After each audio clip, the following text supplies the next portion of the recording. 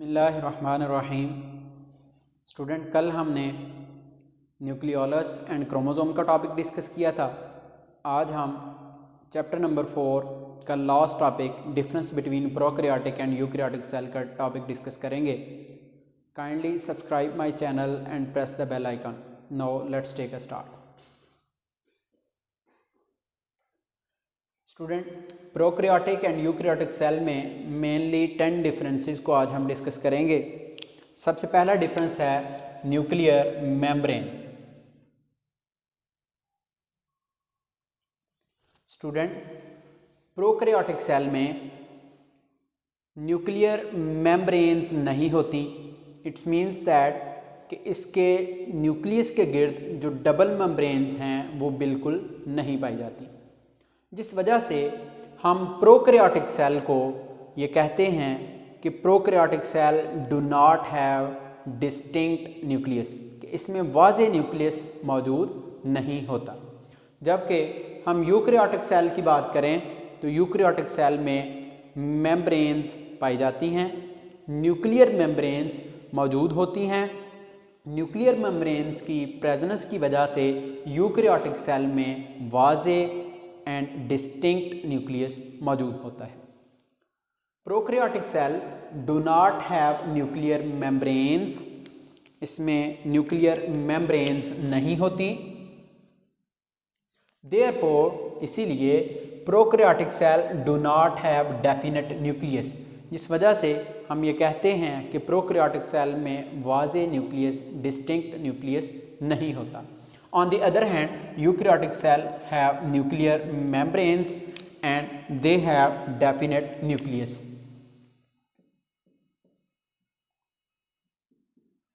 They have definite nucleus. Student, ये था आज का पहला कैरेक्टर, आज का पहला डिफरेंस प्रोकैरियोटिक और यूकैरियोटिक सेल। स्टूडेंट, डायग्राम की तरफ अगर आप फोकस करें तो यहाँ पर मैं आपको एक छोटा सा कॉन्सेप्ट डिलीवर करना चाह रहा हूँ। वो ये है कि स्टूडेंट, ये एक प्रोकैरियोटिक सेल है, मींस ये एक बैक्टीरिया का सेल है।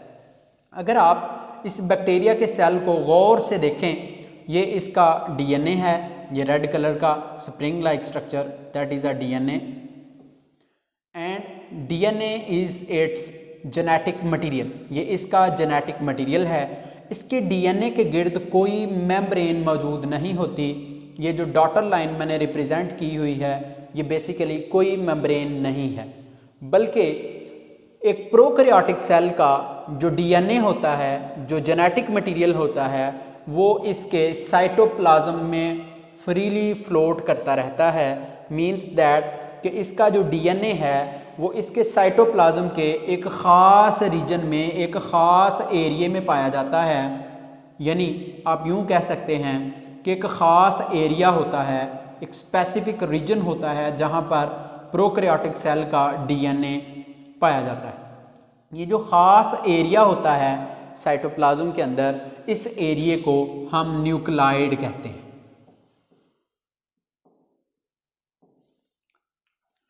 जबकि स्टूडेंट, अगर हम यूकैरियोटिक सेल की बात करें तो एक यूकैरियोटिक सेल में, for example let's suppose that is an eukaryotic cell, एक यूकैरियोटिक सेल में न्यूक्लियस मौजूद होता है और न्यूक्लियस के गिर्द डबल मेम्ब्रेन पाई जाती है। जब न्यूक्लियस के गिर्द डबल मेम्ब्रेन पाई जाती है तो हम ये कहते हैं कि यूकैरियोटिक सेल में डिस्टिंक्ट न्यूक्लियस मौजूद होता है। स्टूडेंट, आज का दूसरा कैरेक्टर भी मैंने आपको डिस्कस करके बता दिया, genetic material without membranes. Means that student, prokaryotic cell का जो डीएनए होता है, जो जेनेटिक मटेरियल होता है, उसके गिर्द कोई मेम्ब्रेन मौजूद नहीं होती, इसके गिर्द कोई मेम्ब्रेन मौजूद नहीं होती। जबकि स्टूडेंट, यूकैरियोटिक सेल में जो डीएनए होता है उसके गिर्द मेम्ब्रेन होती है, और यूकैरियोटिक सेल में डीएनए के साथ हिस्टोन प्रोटीन भी मौजूद होती है। तो हम ये कहते हैं कि यूकैरियोटिक सेल में जो डीएनए है और हिस्टोन प्रोटीन है, they are bounded by membranes, इनके गिर्द मेम्ब्रेन होती है। Genetic material means DNA, is without any membrane, उसके गिर्द कोई मेम्ब्रेन नहीं होती, and present in the nucleoid, और ये एक न्यूक्लियाइड में पाया जाता है। स्टूडेंट न्यूक्लियाइड ये है बैक्टीरिया का डीएनए, इसके साइटोप्लाज्म में फ्रीली तो फ्लोट करता है लेकिन पूरे साइटोप्लाज्म में फ्लोट नहीं करता, बल्कि साइटोप्लाज्म का एक ख़ास रीजन होता है, साइटोप्लाज्म का एक ख़ास एरिया होता है, एक थोड़ा सा रीजन होता है जहाँ पर ये पाया जाता है। और ये थोड़ा सा रीजन तकरीबन कितना होता है, ये अप्रॉक्सीमेट स्टूडेंट 25% एरिया होता है न्यूक्लियाइड जहाँ पर हमें बैक्टीरियल डीएनए मिलता है। न्यूक्लियस इज प्रेजेंट, यानी यूकैरियोटिक सेल में न्यूक्लियस मौजूद होता है। Nuclear material means DNA and histone protein such as chromosome, जैसा कि डीएनए एंड हिस्टोन प्रोटीन को हम क्रोमोसोम भी कह सकते हैं, बॉन्डेड बाय मेम्ब्रेन, इसके गिर्द मेम्ब्रेन होती है। स्टूडेंट आज का तीसरा करैक्टर क्रोमोसोमल कंपोजिशन की बात करें।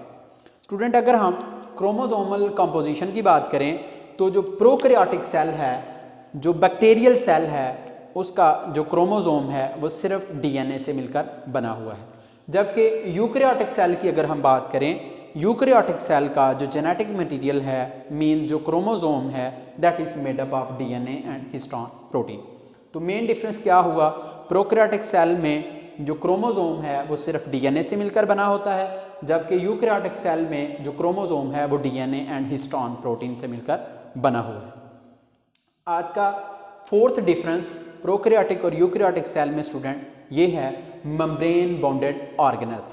प्रोकैरियोटिक सेल में यानी बैक्टीरियल सेल में मेम्ब्रेन बॉन्डेड ऑर्गेनेल्स मौजूद नहीं होते, यानी मेम्ब्रेन्स में लिपटे हुए ऑर्गेनेल्स मौजूद नहीं होते, जबकि यूकैरियोटिक सेल में मेम्ब्रेन में लिपटे हुए ऑर्गेनेल्स मौजूद होते हैं। For example in bacterial cell means prokaryotic cell they do not have membrane bonded organelles, they lack membrane bonded organelles, इनमें membrane bonded organelles नहीं होते।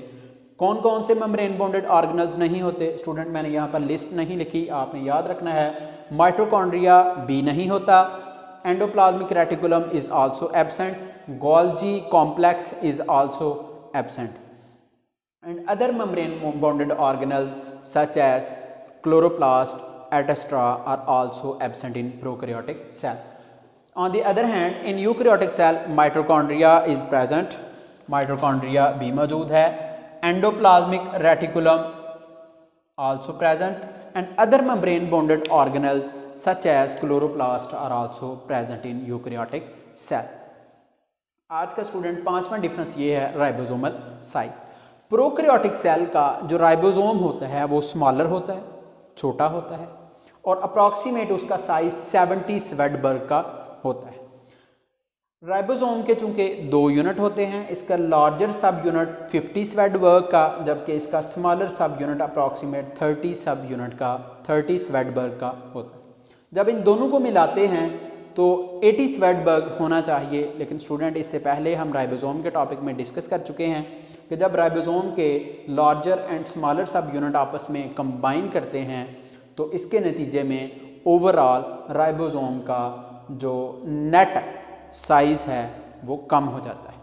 जबकि स्टूडेंट अगर हम यूकैरियोटिक सेल के राइबोसोम की बात करें तो वो लार्जर होता है और उसका लार्ज सब यूनिट 60 स्वेडबर्ग का, जबकि उसका स्मॉलर सब यूनिट 40 स्वेडबर्ग का होता है। इन दोनों लार्जर और स्मॉलर सब यूनिट्स को जब हम कंबाइन करते हैं तो ओवरऑल इसका साइज़ 80 स्वेडबर्ग होता है।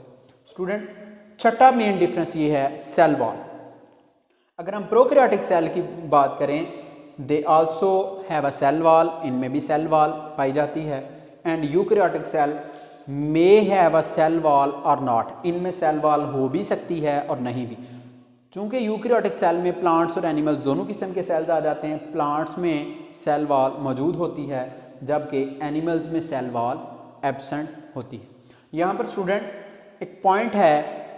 एक पॉइंट ये है कि सेल वॉल जो बैक्टीरिया की होती है मींस प्रोकैरियोटिक सेल की होती है वो पेप्टाइडोग्लाइकन से मिलकर बनी होती है, जबकि यूकैरियोटिक सेल में या तो सेलुलोज से या काइटिन से मिलकर बनी होती है। आज का सातवां मेन डिफरेंस ये है कंपोजिशन। सेल वॉल की कंपोजिशन की बात करें अगर हम स्टूडेंट, यानी कि इनमें सेल वॉल किस चीज़ से मिलकर बनी हुई है, तो स्टूडेंट आपने ये बात याद रखनी है कि बैक्टीरियल सेल में मींस प्रोकैरियोटिक सेल में cell wall is made up of peptidoglycan और म्यूरिन, यानी इनमें सेल वॉल पेप्टाइडोग्लाइकन की या म्यूरिन की बनी होती।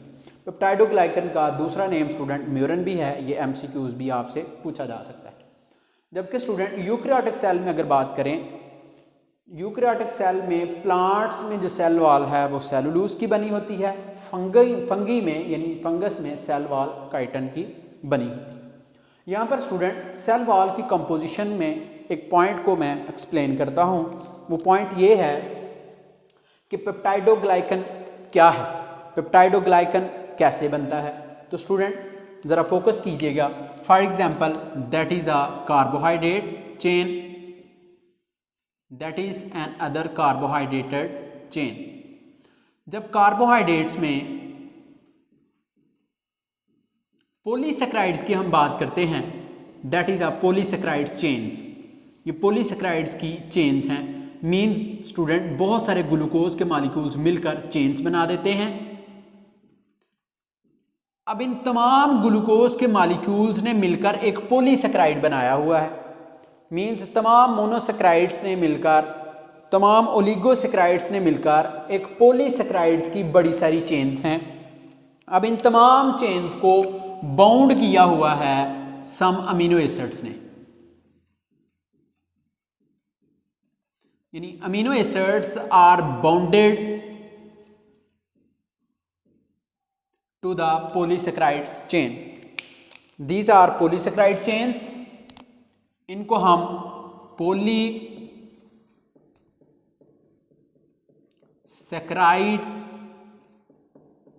Chains and these polysaccharide chains are covered, are bounded, इनको घेरा हुआ है किन्होंने, ये जो रेड कलर के डॉट्स हैं अमीनो एसिड्स ने।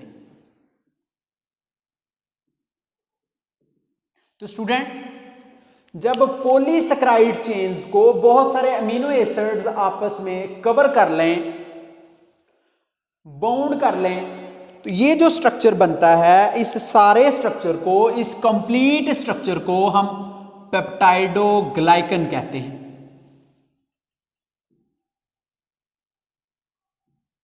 पेप्टाइडोग्लाइकन क्या है? Peptidoglycan is a complex molecule, ये बहुत ही पेचीदा मॉलिक्यूल है। कैसे बनता है? I have already explained that polysaccharide chains are bounded by amino acids and they form a complex molecule, they form a complex structure that is called peptidoglycan। Student चूंकि bacteria की जो सेल वॉल है वो peptidoglycan की बनी होती है, या पेप्टाइडोग्लाइकन को हम म्यूरिन भी कहते हैं। स्टूडेंट अब बैक्टीरिया की जो इंटायर सेल वॉल है, पूरी की पूरी सेल वॉल है, वो पेप्टाइडोग्लाइकन की बनी हुई है। द इंटायर सेल वॉल, पूरी cell wall of bacteria, bacteria की is made up of complex molecule, वो एक कॉम्प्लेक्स मॉलिक्यूल से मिलकर बनी हुई है। And that entire cell wall, जो बैक्टीरिया की पूरी सेल वॉल है बेटा, हम उस बैक्टीरियल सेल वॉल को, बैक्टीरियल सेल वॉल को आल्सो कॉल्ड, हम कह सकते हैं सैकुलस।